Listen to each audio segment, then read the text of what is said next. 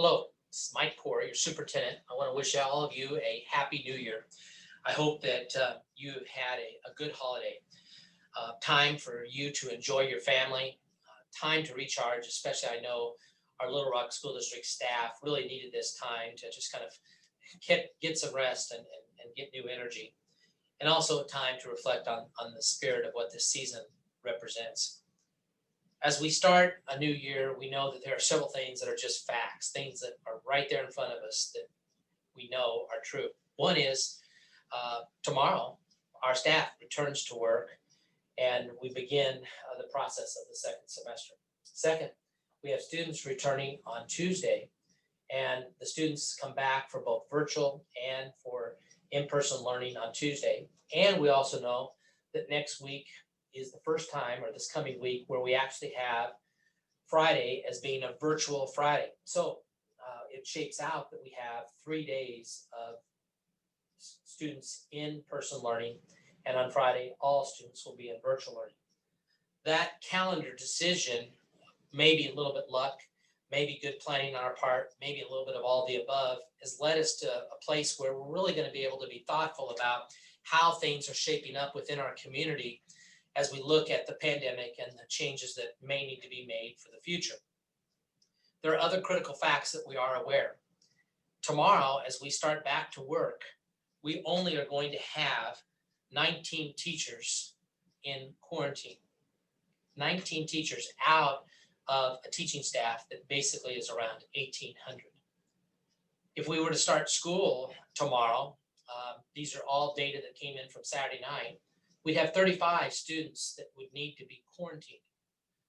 Now, those numbers will change today and will change tomorrow, but the low numbers, I think, really represents a great statistic within our community of how serious we take this pandemic. I believe that this community is more aware, more thorough in terms of trying to protect all those around us with mask compliance and social distancing. Are we perfect? No, that's not the case, but those numbers do reflect a real positive thing in terms of where we're at as we start the second semester. You may say, well, that's just because people didn't report, didn't turn in, but the reality is that throughout the break, the Department of Health has actually seen enhanced numbers, yet the Little Rock School District number has stayed low. And we get those same numbers from the Department of Health. They notify us when they have positive cases. We also have had principals call in and staff members. And we had our nurses and our point of contact team work throughout the holiday to keep up with the numbers. And we continue to throw out reports each and every day so that everyone can be kept apprised of where we stood as a district with our numbers. So that's a positive thing in terms of where we stand going into this coming week. Moving forward, there are several things that I'd like to share. One is this district has pivoted frequently and will continue to pivot as needed to make sure that we follow our Ready for Learn plan and to make sure that we do everything we can to protect staff. If you take in context of our pivoting and moving from in-person to virtual in multiple cases, sometimes by grade level, sometimes within an entire school, we've not been afraid to do that. And I think it's done a good job of limiting exposure and preventing a district-wide community spread. We've also been aggressive in our approach to be as proactive as humanly possible on protecting and making sure that we're in a good place. That's everything from the purchase of PPE, the masks that we have purchased and received, along with cleaning products and materials, to maybe most importantly, what our staff has done with those things. Mask compliance has been at a very high level. Is it perfect? No, but I will tell you, from pre-K all the way up to our seniors in high school, we have an abundance of compliance on masks. We also do a really good job of social distancing. Again, is it perfect? No, but we do a really good job of trying to make sure that we do that well each and every day, and our staff should receive a lot of credit for it. Top that off, our staff, secondary schools where there's movement, as soon as students leave, many of our own staff go clean the desk with materials and do everything they can to protect the incoming group from coming in. These things are above and beyond, and I applaud our staff and know that they will continue to work on that during the second semester. This district has also been proactive in getting something called the Buy-in Next test. It was a pilot that was first offered to us, and we began the pilot at Central High and Parkview. It allows a person to get tested each week, even if they don't have symptoms. And this test has really proven to, I think, give comfort to staff at those sites. And we've expanded our opportunity for BioNext testing so that it will also happen at Southwest High and also at Pinnacle View, our largest middle school. It does take kind of a capacity thing to be able to pull that off, but our school nurses and our coordinator, Margot Bushmeyer, and the POC team, Ron Self and Christine Duhlman, deserve a tremendous amount of credit for pulling that off. Finally, as we look forward, we also have the vaccine, and I want to save that topic for just a few minutes and give it its weight, because it is a beefy topic. It's important to remind families right now, though, that you have a choice to make in terms of what you would like your educational delivery to be for your child. We had this choice available at the end of the first quarter, and again, it's there now as we head towards the second semester for you to choose between virtual and in-person. We know that at the end of the first quarter, we had families gravitate, especially at the K-8 level, towards more in-person learning. Our in-person learning at the elementary level jumped up to about 67%. Our middle school level moved up to about 56%. And our in-person learning at the high school actually dropped a little bit down to about 48%. So families, you do have a choice to figure out what is the best educational delivery for you. And you can go to our website or go to the school website to make sure that your information is shared in terms of where you'd like the delivery to happen for your individual children in the district. One final thing that I'd like to share that we're going to do differently as we start this second semester is I'm going to ask our district athletic director, John Daniels, to create a memo that will go out to the school sites, to the principals and ADs, to our coaches, and ultimately to our families and our competing schools that we compete against, to share that we will limit the number of people that can come in to athletic events to even a greater degree. We've made tremendous efforts to try to limit that, but it just doesn't seem to be as effective as what I think it can be or should be. So we're going to limit that even more, a greater way. And really, the bottom line will be that only family members will be able to attend a game in person.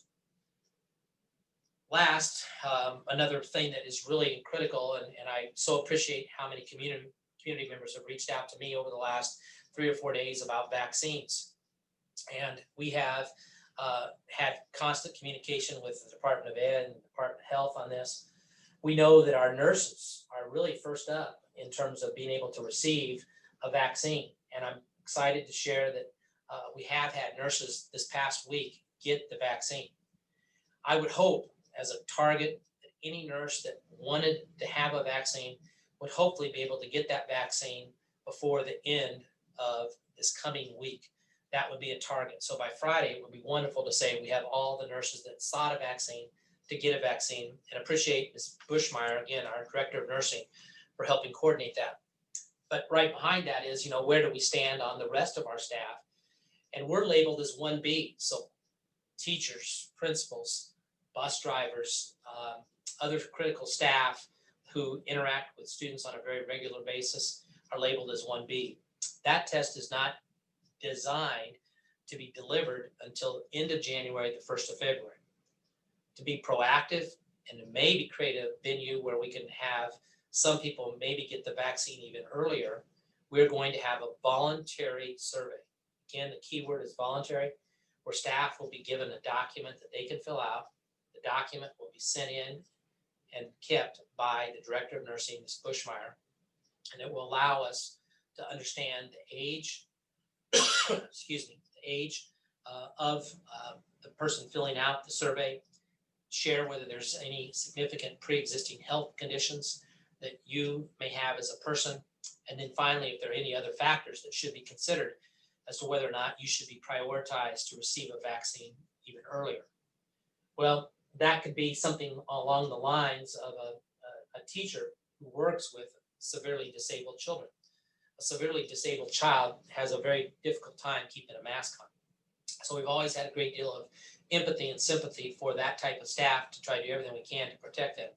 And this would just be another thing if we could get them the vaccine early. Who would get that vaccine early and whether it actually will happen, I don't know. I can't guarantee that at all. But I know that if we don't try and we're not prepared, then we can't be ready if hospitals or pharmacies or the Department of Health opens up this opportunity.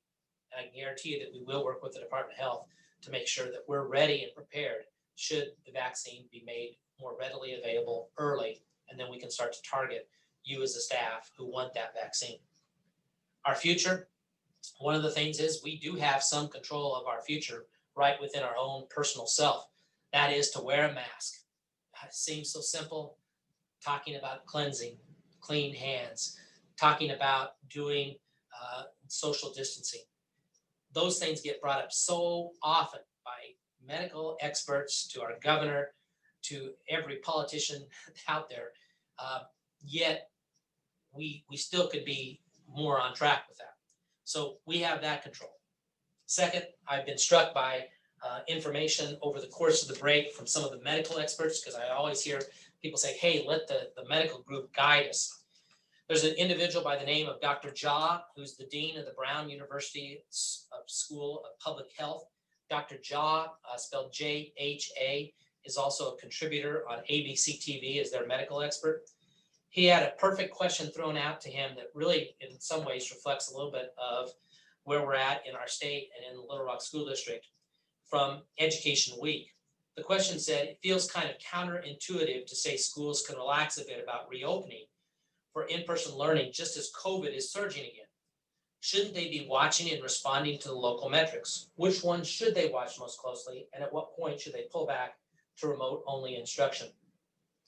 Dr. Jha said it's a very good question. What I would say is that obviously you always have to pay attention to local context. It's not like that doesn't matter. I tend to look at new cases per 100,000 residents and percent of positive tests. What we know right now is that schools don't appear to be a place where there's a lot of spread happening. If a state said, look, we pulled everything else back, restaurants, bars, gyms, they're all closed, and yet we're still seeing spread, then you have to say schools would be on the list to pull back on. But what is happening right now is that there are things that are far more high risk that we are leaving open while being remote in schools, and that does not make any sense. I'm not saying schools should never close. They probably should at some point if things get really horrible. But the idea that schools should be the first casualty before casinos, bars, restaurants, in my mind, defies logic. If you then go to another doctor that I read again in Ed Week, this is Dr. Linus, who is the Associate Professor of Medicine and Epidemiology at the Boston University. His direct quote was, just closing schools will not control your COVID epidemic. It will disrupt the education of your kids and all the other things closing schools does towards families. So if you look at this, this is a topic that is going to evolve over the course of the next several weeks. Our Little Rock School District Board of Education is very engrossed in wanting to look at this. We will have a special work session. We hope to announce that date early this coming week and share when that discussion will take place and what the components of the discussion will be. We also know that there will be a report that will come out in about 2 weeks from Dr. Owa that will give an update on our Ready for Learn plan. It will provide you more data than you could ever imagine, from everything from how many students have been quarantined per month, per the semester, how many were positive, how many needed to be quarantined, same type of statistics for staff. That will be coming in the near future, along with looking at where we ended up with semester grades, which is also another important indicator as we go do our main purpose of educating children. You know, as I close this video message, this is an important message. I hope that if you listen to it, you go tell somebody else to go listen to it, because I think it does provide some good information for all of us to think about. And it shares some of the options and opportunities we have and some of the things we're moving towards. We can continue to work together. We did a really, I think, solid job throughout the first semester, and we've got to come back with just as much gusto to be as intentional about protecting students and staff and moving forward with a great education for our children as we start the second semester. We can do this together. We always talk about the power of us. This will have to be one of those moments. Thank you so much.